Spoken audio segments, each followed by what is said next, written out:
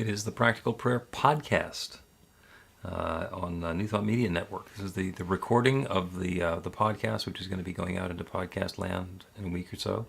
And we get together here on New Thought Media Network, and we record the show, and we talk to those of you who are out there in the audience listening. I'm a little distracted now because the software is telling me that we are having trouble streaming to Facebook on New Thought Media Network. So that means something I'm sure very important, but I have no idea what. So I'm going to stop worrying about it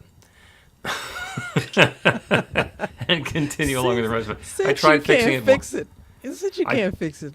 Right? I tried fixing it once. It didn't work, so I'm not going to do that anymore. Anyway, I'm Bill Marchiony, and that's Carol over there. And this is episode number 166 of the Practical Prayer Podcast. I hope you guys missed us last week. We took Labor Day off. So, for a little labor of love, and the exercise of Carol trying to not do something that she's used to doing. Creature of habit, you say. Well, the secret to that is, or the secret behind that is, I don't have to think. Yeah. I just know what I'm supposed to do now, whatever. I do my wardrobe that way, too. But I found out that's really cool because some very great people have a particular wardrobe that they just grab that suit and they wear it, and it's perfect for 90% of what they do. So they have several of the same ones, and I thought, that sounds good. So I did that. Nice. Yeah. Yeah, Steve Jobs did that. Yes. And a black crew neck sweater and jeans. Which is much cooler than the ones that the presidents do. They do gray, black, and blue. Principle's the same, so it works. And remember when Obama got in trouble because he wore a tan suit? Something important happened. What's the matter with him? It's like, beige isn't a thing? Come on. Yeah. When Warren Buffett said he did it, that was it. Warren Buffett is my guy. So if he says it, that's the period at the end of the sentence. There you go. Yeah. So you've got a topic for the podcast this week. And by the way, I should mention to the folks who are joining us on New Thought Media Network, if you can find us, in spite of the excitement with the Facebook feed, we are. You can ask a question. You can put something into the comments, and we will address it in real time. We can have a little chat now. Or you can go to the website, which is over there, under Carol, bethelight.com, be-the-light.com, and there's a section for the Practical Prayer Podcast in there. And you can go over there and put in the same sort of question, prayer request, inquiry, or suggestion, and we will address that in a later episode. So there we go with that, and I'm looking forward to this. When we take a week off, I miss it. It's nice to have the flexibility, but then it's like, something's missing. Yeah. Something's not happening here. So just as glad and happy to be back into doing this. So let's go ahead and start the podcast if I can find the appropriate button, because I forgot where everything is. That's in a week. Yeah, that's me. I get it. I'll make it work. Oh, here it is. A practical prayer is a prayer that works. These discussions between Reverend Bill Marchiony and Carol Lawrence dive into the details of how it works and how to work it. Reverend Bill is a New Thought minister and the author of Practical Prayer for Real Results. Your new life begins with a new thought. Carol Lawrence is on a spiritual quest, finding the New Thought teaching after decades on the pulpit in 3 different traditional denominations. I've got some questions. Together, they're exploring the philosophy and activities that come together from many of the world's religions to create the practical spirituality that is New Thought.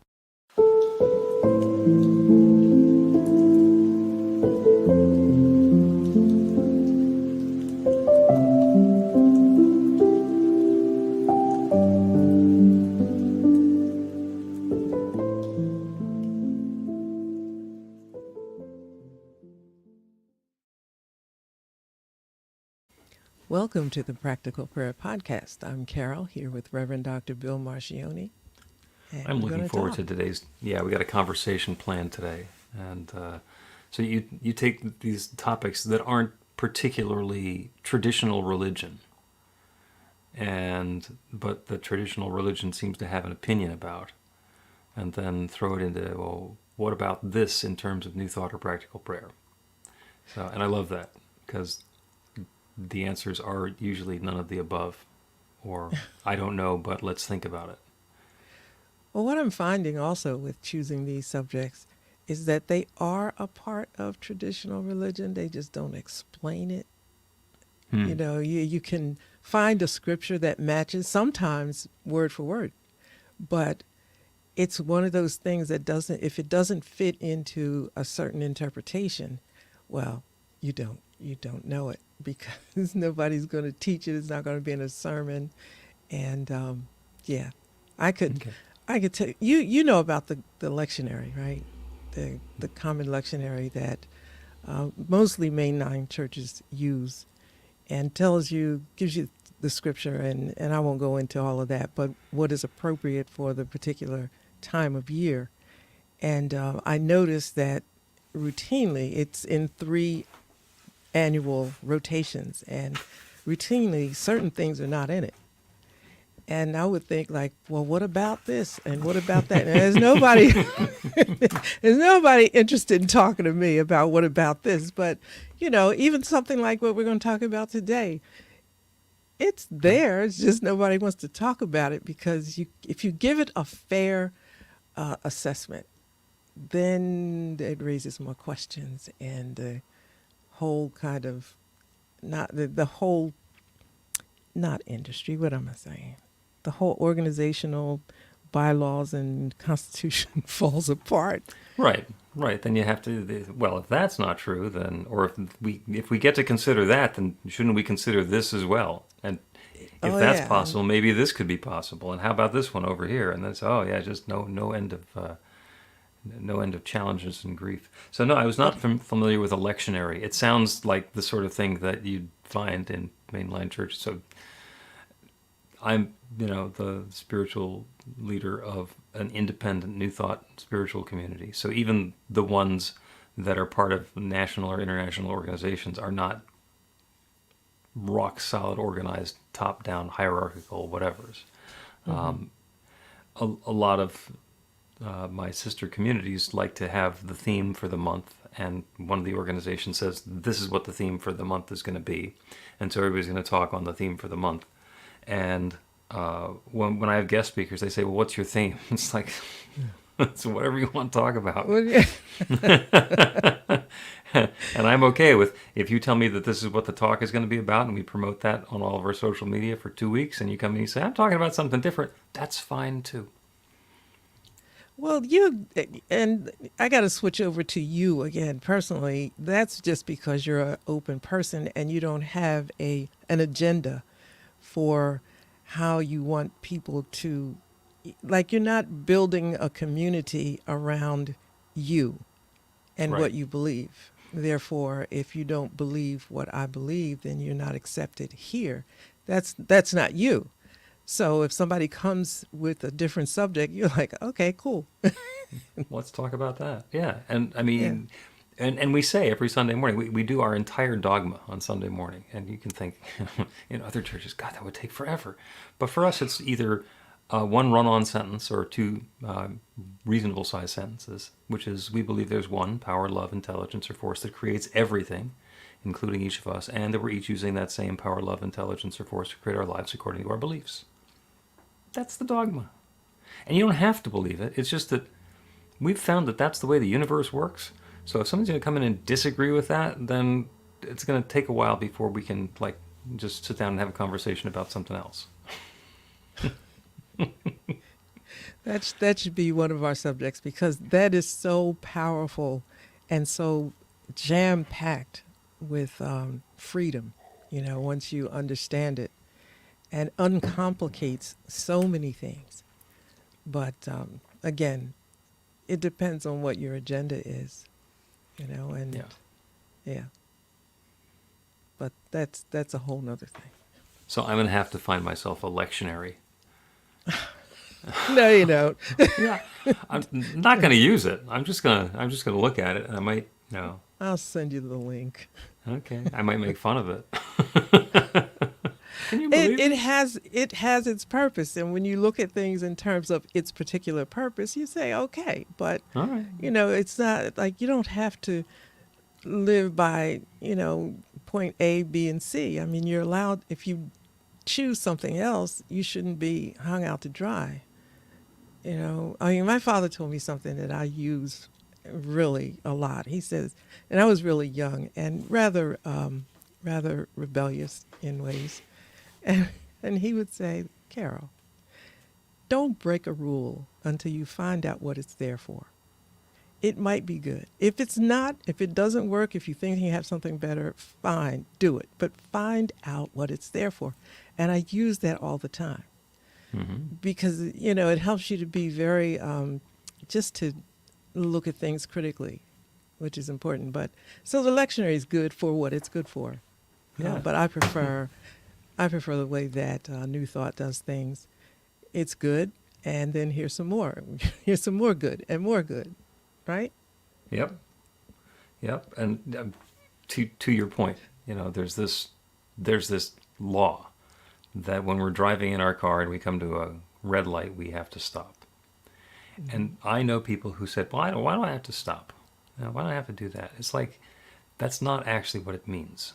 What it means is when you're driving down the road and there's not a red light, you don't have to worry about somebody coming in through an intersection on the side. They're going to be watching out for you. If there's a red light, then you're returning the favor. It's self-serving. You see how nicely you explained that. I mean, I'd say, listen, you go through the red light, you get a ticket, or somebody's going to slam you in the side. That's what the red light's there for, okay?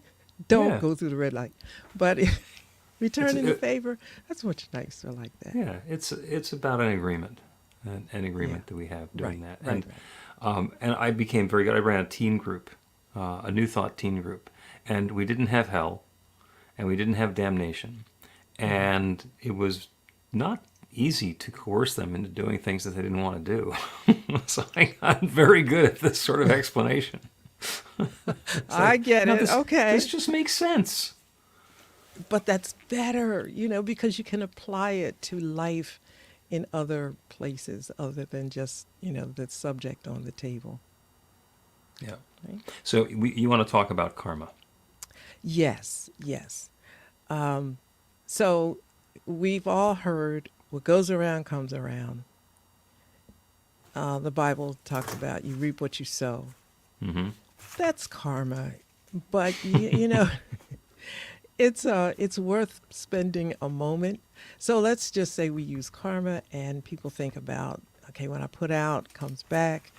I put some real raggedy stuff out there. Oh my God, if that's coming back, is there any hope? I mean, now that I'm different and I wouldn't do that again, is there a way to avoid the impact, the equal impact of karma? Can you stop it? Can you ease the slow down the pace of it? Everything has an equal and opposite, what is it? Equal and opposite. Equal and opposite reaction. Every action Yes. has an equal and opposite reaction. Right. And so if that's applied to karma, some of the stuff that me and others have put out there, we are really in trouble. So the good stuff we don't mind, right? You can 10x that and let that come back. But what about the negative karma? So what do you say? Well, thank you for framing that in terms of recovery and scripture and Newtonian physics. Because there's no possibility that we're not going to be able to identify what's going on. So karma, what goes around comes around, which is different than you get back what you put out. Because the roundabout going can take a lot longer, and it won't necessarily come back in the direction that you were pushing. Mm-hmm. So if I'm being deceitful with my business partners, it's not necessarily going to show up as business partners being deceitful with me. It could be my kids stealing money from my bank account, Or it could be my beloved having an affair with somebody else. Or it could be any manner of things where that same consciousness of deceitfulness shows up in my life in a way that I find to be troublesome. Not necessarily the same way that it happened. You reap what you sow. If we are sowing seeds of anger and hatred and divisiveness, then anger and hatred and divisiveness show up in our lives. And by the way, if you're listening to this and it's starting to sound like the law of attraction, that's another way of describing it.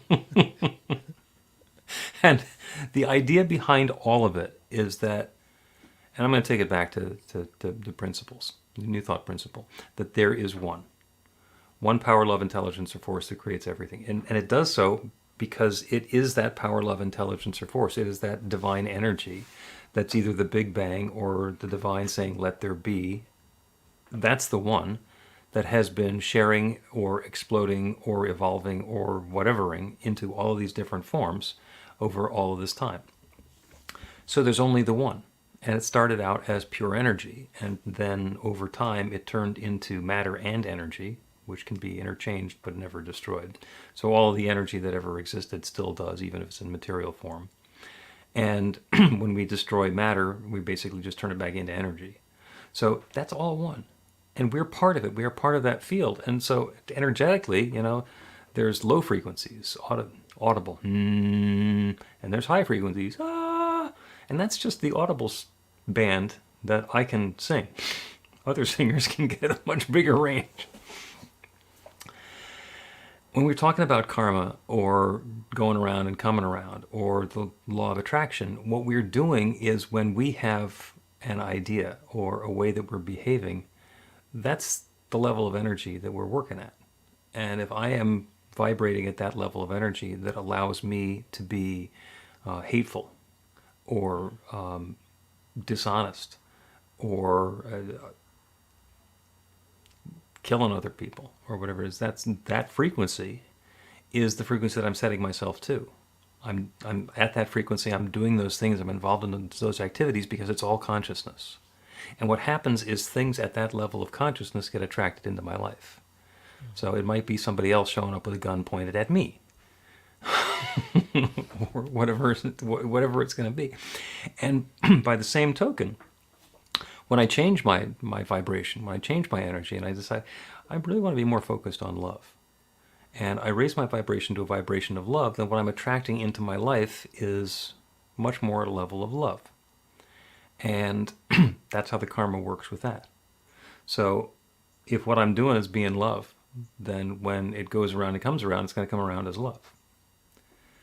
So, and that probably makes perfect sense to you. And the next question is, what about the loophole? What about if I used to act like a complete asshole and then I changed? Am I still going to get the asshole energy coming back at me? Because that's karma, right? That's the general idea. So I'm waiting for the rest of it. If we are at a lower level, and I'm using lower and higher, just they're different levels of energy. I mean, if I'm at the level of energy where I am behaving in ways that I would not like people to behave towards me, if I'm violating that first law, which is do unto others as you would have done unto you, and I'm trying to do to others before they do unto me, and then before it comes around, I realize that's not what I'm about. And I let go of that. And what happens when people do that is, yeah, on the one hand, you stop treating other people the way that you had been, but other stuff changes too. Like we start engaging in the world in a way that brings more love and more healing and more uplift and more good into our experience. And when that other energy comes around, even if it's the same person, the person who had been wronged, they come back trying to do us wrong. We're not the same person we used to be. And maybe they lose their enthusiasm for it. Maybe we're not defending ourselves, so they realize, yeah, I am right. Maybe we can make amends. And 12-step programs make, identifying all the crap that we've done wrong and then making amends to the people who we've wronged is hugely powerful because it closes the loop on that, and it takes us out of that old energetic level and allows us to step into a new one. I am really loving what you said, because now I'll get to the loop in a minute, but I'm really loving what you said in the beginning, and I don't want anybody to miss that part where you talked about operating at one level of energy and then deciding, that's my word, deciding to operate at another. I'm not going to be the jerk I was before. I'm a new person. I'm not just new for the day. I am just different. In my heart, soul, and everything else, I would never do that again, right? So now you're operating at a different energy level, or I guess Emmett Fox would talk about a different. It just went out of my head that quickly. It'll come to me, but so you're going to attract a different energy than you did when you were being a jerk, correct? Absolutely. So then what happens in the middle, I guess you said something about the middle, but I'm seeing like if you have changed and you meet that person okay, how about this? In college, there was somebody who was very ugly to me if I said hello. Mm-hmm. I didn't do a thing to the person. It just didn't. It was, honest to God, I didn't do anything to him. So I ran into them a couple of times, like 40 years later, and at weddings and stuff like that. And well, I would see the person and I'd go out of my way to like, I don't know what happened then, but I'm not saying hello to you now. And they came to me, right, and spoke. I was scared to speak back. And I finally just said, listen, such and such thing happened. And I just don't know, whatever I did to you, I want to make sure I don't ever do that again. And they immediately said to me, that was me in a stupid time. You did nothing. It was just me. I'm just whatever. And I wasn't angry with the person. I didn't love him now. I got to be honest. It's such a waste of time, if nothing else. Yeah, I just thought. Wow, we could have been friends for 40 years plus the time in college, but you had a stupid time and you ruined it. So yeah. And the person was so terribly sincere that I'm like, oh my goodness, I spent time, even if it was a moment, thinking about the negativity that they sent out. And here they are, sorry about it. And I'm like, oh my God, I can't believe this. So a person can change their energy and their mindset. It's possible. And then that adjusts the way another person reacts to them. Yeah. And you don't necessarily know where, over the course of that 40 years of estrangement, that shift in energy happened for them. It might have been like a year in, and it took 39 years for it to come around. Mm-hmm. Okay, that's what happens when it goes around. Let's take a break and continue this karmic discussion. Learn to put practical prayer to work in your life. The steps are simple to learn and let you begin to get real results to create the life of your dreams immediately. Reverend Bill Marchiony's widely acclaimed book, Practical Prayer for Real Results, gives you a clear summary of the New Thought principles behind practical prayer and the series of easy-to-understand steps found in the most effective prayers from religions and spiritual practices all over the world and throughout history. Practical prayer is not a replacement for your religion or practice. It's a technique to make the work you do in consciousness even more effective. The book includes 40 prayers on various topics that you can adapt as needed and use as your own. Practical Prayer for Real Results is available in paperback, Kindle, and audiobook on Amazon or at b-the-light.com. That's b-the-light.com. Welcome back to the Practical Prayer Podcast. I'm Carol here with Reverend Dr. Bill Marchiony. And during the break, I remembered the Emmett Fox thing. It's Okay. mental equivalent. Mental equivalent. Yep. And it's important to me because I have personally, I personally understood how much power you have to adjust your mental equivalent. I mean, things that are happening, and I think this applies to karma as well, probably just exactly what you were saying. If you change your mind, your energy, and all of that, that adjusts the level of what you attract to yourself. Mm-hmm. So you could go low or high. It's up to you. Oh yeah, yeah. It works for whatever it is that we've got in our consciousness. What is in our consciousness is the mental equivalent, and that is what we're going to be attracting into our life experience. And if we call it low and we don't like low, then we probably want to stop doing and thinking and believing low things and having a low consciousness, because otherwise we're going to keep on having low. And if we describe what we prefer as high, or whatever the words that you want to use, it's not good or bad, it's just what we're doing. You know? If I want to live in a world where it's okay for me to pick people's pockets, I got to be okay with people picking my pocket. Yeah, yeah. I want to quote somebody because I found it very damaging. I'm dragging it because I'm trying to figure out whether I should say their name. Probably not. Here's the thing that happens in the traditional church. You reap what you sow. Later than you sow, greater than you sow. Now, forget the positive, because that's just not very much of a discussion in the traditional church most of the time. Oh yeah, So when so you it's think usually, of that sounds like the sort of thing that's usually used as a threat. Yeah, well, that statement went out on the air by a hugely popular pastor. And, when that happens, it just lives on. But when the person said it, it scared the out of me, right? I was pretty young. And I thought, later than you sow, greater than you sow. Well, later than you sow means like it's going to happen, but I don't know when. Mm-hmm. Greater, that crap that I put out there is coming back to me, and I don't know when. And it's going to be bad.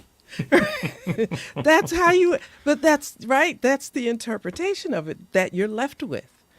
And so then when you bring the term karma into it, you think, well, this has got to be bad. But there's so much more to it. And that's what makes my heart sing, that there's more to it, and you need to know the more to it.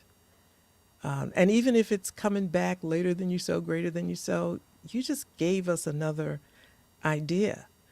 You can raise your consciousness, your level of consciousness, and that you can diagram it however you want. That you get less of it. You might miss it altogether. I don't know. It's just different. You want a really simple metaphor?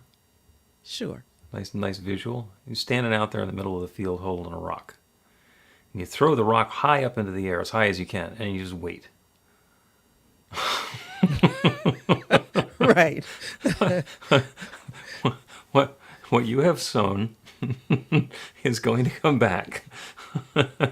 And it will be later than you sowed, because it's going through a process, and it will be greater because it was just you throwing a rock in the air, and now it's a rock coming down upon the head or something. You don't have to stand there. The change in consciousness is if you've thrown a rock up in the air, you can move to a different area. You can change yourself. You can do something different. I'm not in the standing here throwing rocks in the air space anymore. I'm inviting something different into experience. And when the rock comes down, it'll do what the rock does, but it won't hit you. Yeah. That's excellent. I was needing that kind of explanation or analogy. Is it possible That's that really it's great. this simple? Probably. Well, there's one principle. I mean, how tough can this be? it's only difficult, I would think, I'm sort of matching it against other things, laying it juxtaposed to other ideas. It's simple if you want it to be. If you want it to be complicated, if you want it to be bad or negative or punitive, then it works for you another way. But it doesn't have to be. I think when you think one way, yes, it can be negative, and that's it, and you've got no hope. So if it comes back later, then you hope you get a little more time before it hits you. Or, as negative things happen, and they do, things happen, you wonder if that's it. Is that it? This must be it.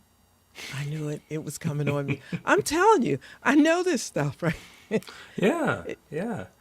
I'm going to encourage you to just try on the same concept, but in the framework what you call good stuff. Okay, like love in your life, or prosperity, or vibrant good health. So it will show up in your life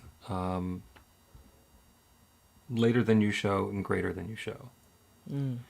And so I turn myself to the intention and the awareness and the consciousness of good health and having a strong body. And by maintaining that consciousness, just naturally, I will start exercising more, and I'll probably change the way that I'm eating, and I'll change the way that I'm drinking, and might get more sleep or less of something else. And I will get myself into alignment with that consciousness.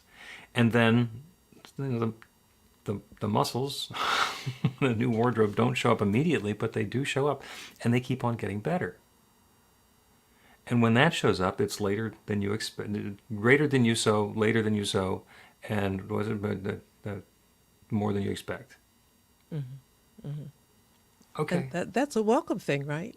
Yeah. It's the same principle. It's the same process at work. It's just, whether we're going to label it as good or bad. And the good news is, if I've been doing something that is not helping the people around me, and it's not helping me, and it's making me vibrate at that low level, if I have this personal style that's very combative, and I get into fights with people a lot, and I win, I'm very good at what I do, because I'm willing to do battle, and I'm willing to do what it takes, and I'm going to win, and I'm going to get what's good for me, or for my employer, or for my family. That's a consciousness. It turns into a lifestyle. And as long as I'm doing that, I'm going to keep attracting fights. But if I get into the consciousness of, I want to get into win-win situations, I want to get into an engagement with somebody where they want something and I want something, and there is a way for us both to get what we want from each other and for each other and through each other, and now there's success for everybody involved. It's the same energy, but it's a very different level of consciousness. So, and that then tends to show up. And what shows up in my life is people cooperating with me and bringing me wonderful opportunities and asking for my help and making them successful. And I can do this to help them, and that makes me better, and everybody gets happy. It's the same energy, the same process, just the different consciousness of it. I wish we had those emojis, that's like hearts and balloons and stuff like that, because that's such a great thought. Until you look at both sides of it, if you look at the negative side, that helps, because it just helps. It helps to know that you're not going to be beaten up and there is some hope for you. Yeah. But then when you look at the positive side, it just is, to me, it's so encouraging to try to increase and multiply and 10x and 100x that positive mental equivalent or excitement and good stuff, because it's going to bring more good. Yep. How many times have we talked to people, friends, colleagues, clients, and they have this problem, oh, my boss is such a jerk, and I'm working for this jerk, and I always work for jerks. I keep on going to work, and the bosses, just as a rule, are jerks. A different conversation is, every time I get into a relationship, she starts out being so nice, and then she turns out to be Satan, where wearing high heels. And they start by seeing me so nice, and then there's deception and treachery, and they keep cheating on me, et cetera, et cetera. And the only thing that I say in situations like that, first of all, I'm very empathetic, but I say, there's only one thing that all of those relationships have in common. That's you. Yeah. So, Yeah. what do you think are the chances that you're going to get into another relationship and it's going to go differently unless you change something about you? Mm-hmm. Mm-hmm. And of course, people love to hear that, right? Nobody wants to hear that. That's sort of like playing hardball. I call it that. But listen, nothing is going to change unless you change it. That's just a fact. It just works that way no matter what. It's just, I have an espresso habit first thing in the morning. I mean, it's, I just get it. I don't drink it all during the day, but first thing.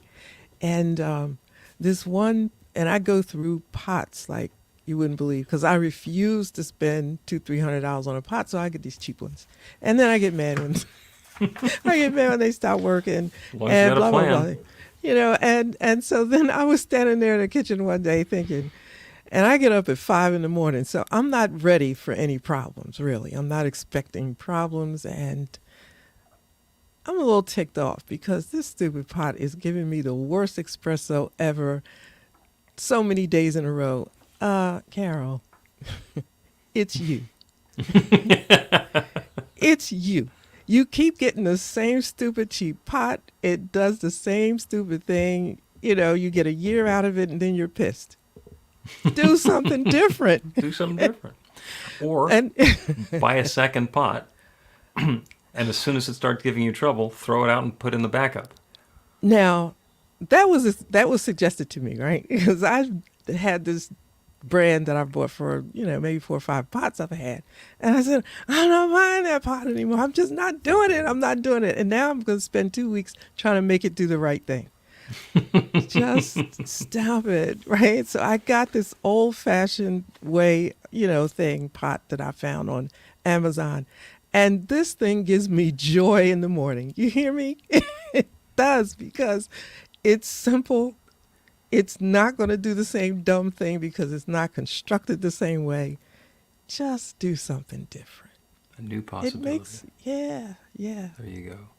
And you either intentionally or inadvertently answered the question that you posed at the very beginning of the episode. And yes, this is Bill completely out of character, going back to the original topic during a podcast episode. Because we're talking about stopping karma or changing karma, and you said nothing is going to change unless you change it. And that's the answer.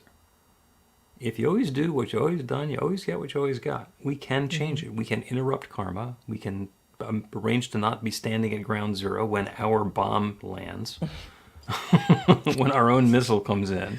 I'm writing that down, right? I know I can get it on the replay, but I'm writing this down. We can do that. But we have to do something different. I cannot stand my ground and insist that I've been right all along and I should be able to continue doing what I've been doing, but have the rest of the world change. That's not the way it works. Mm-hmm. And change begins within. There are so many more pithy ways that we can say that. We're gonna not for now. Let's take another break and we'll do a prayer. Get inspiration in an instant.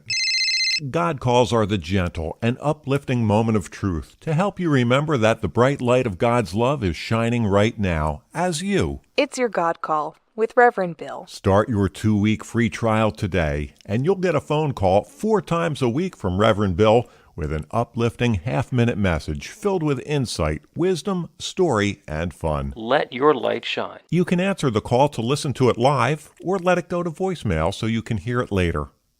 After the free trial, your subscription is just $5.95 a month. The details are at godcall.org. God calls are disruptive, intentionally. Whenever you write something, put on a gold star. They take you away from your routine to remind you about the truth of who you really are. They come at random times between 8:15 a.m. and 6 p.m., so you won't be expecting them. And somehow, the message is exactly what you need to hear at the time. Magic is loose in the world. It's a moment of motivation in the middle of your day. Find out more and start your 2-week free trial now at godcalled.org. Welcome back to the Practical Prayer Podcast. I'm Carol here with Reverend Dr. Bill Marchiony. Yeah. We've been talking about karma, stopping, interrupting, or redirecting karma.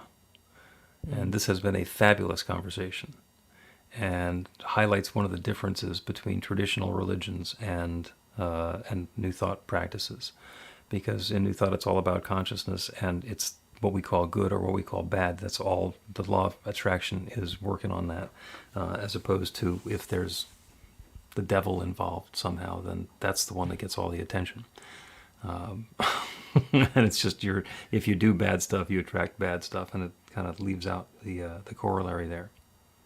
And I was thinking while we were talking that there is a relatively well-known spiritual tradition that has an intentional process of changing consciousness, of stopping karma. And it actually happens around this time of year. It's Yom Kippur. At the Jewish New Year, you spend a week between New Year and Yom Kippur, and the first thing that you do is you atone for whatever it is that you've done to people. You ask people for forgiveness for whatever you've done to them in the last year that's not at that level of consciousness, that's not at that vibration that you really want to be at. Because stuff happens, we're human. And then after that, we get to ask forgiveness of God. So we're opening ourselves up to the infinite. But we need to clear up things in our backyard first before we can go and take the scrub brush to our consciousness. So, an interesting concept. Look, Go ahead. no, you go ahead. I was going to probably take us out on a whole nother thing because I thought about 3 scriptures that went with that idea, but it just reinforces what you said. So let's move on. I'm glad I wasn't the first person to think of it. So let's do a prayer.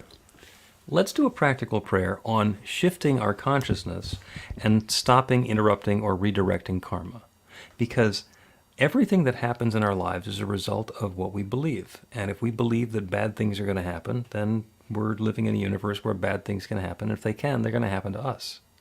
And if we shift our consciousness to understand that all sorts of things are happening, and if it's something that I don't particularly prefer, then I can have it turn into something that's going to be more uplifting or helpful for me more quickly. There are ways that we can shift the way that we are engaging. If we've been doing things that are hurtful to other people, and we come to realize that people are angry with us, we got a reputation because we keep on doing these things, we can change. And we can change our vibration so that when the angry horde comes around, they're going to be going after the people who we used to work with or hang out with, and not necessarily us, because we're different now, because we're part of that change. So the prayer is, I lift my consciousness and I lift my life, because it is done unto us as we believe. And the reason is because there is one. And we're starting the prayer now. There is one infinite intelligence, one divine presence, one love, one essence, the creative source of everything that exists everywhere. We can call it God, we can call it the infinite, we can call it the universe, we can call it the Big Bang, or nature. It doesn't matter what we call it. It is that one from which everything flows. It is that one creative force that began with only itself and began unfolding and expressing and revealing all of creation by sharing itself. All that matter, all that energy, all that life, all that intelligence is that one presence expressed in its own way. And those ways include me and each one within the sound of my voice. So I know it is possible to make a shift in consciousness at any time and to invite in a new experience. So that's what I'm claiming for each one listening to this prayer now.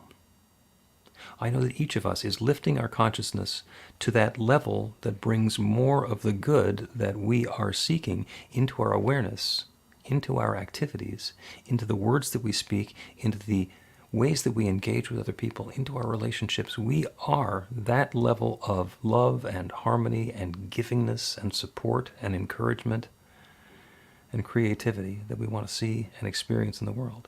We become it, we claim it, and then we attract it. And that's the good that's flowing into our lives. And as we open to it more and more and more fully, it flows into our lives more and more and more fully. That is the law of attraction in operation. Good and more good unfolding for and through and as each of us. I'm so grateful for it. I'm grateful for the experiences that we're having that are transformational and better than we had thought. I am grateful for the awareness of this creative process and the willingness of each one within the sound of my voice to engage in the process, the willingness to let go of what is no longer serving,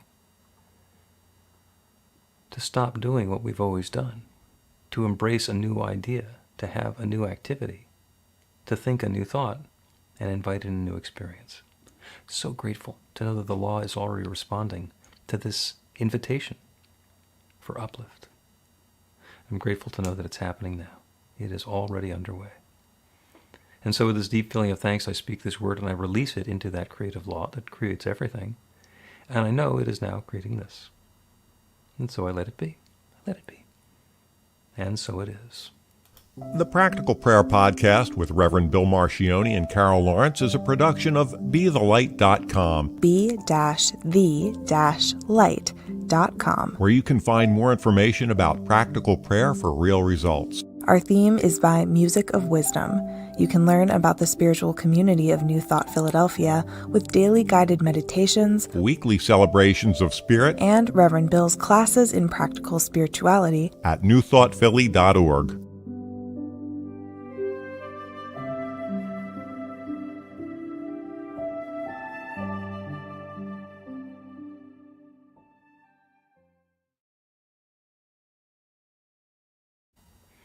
And that is the Practical Prayer Podcast, episode number 166. That was awesome. I think so. I That got was a bunch great. of notes. I got I always use these sticky, Yep. and I got a ton of them. Oh, wonderful. My work is complete. Yeah, I love doing that. And I was thinking while we were recording the episode that I'm starting the Beyond Limits class again in October. It's going to be on Thursday evenings, starting on the 17th. And it's open to anybody. This is 0 to 60, New Thought Spirituality. The folks who are listening on New Thought Media Network, you're kind of already familiar with what this is about. But this is our introductory class, and it's open to anybody. newthoughtphilly.org, or you can Google New Thought Philly, and you will find us in the class and so forth. And I think registration is going to be opening in the next couple of days.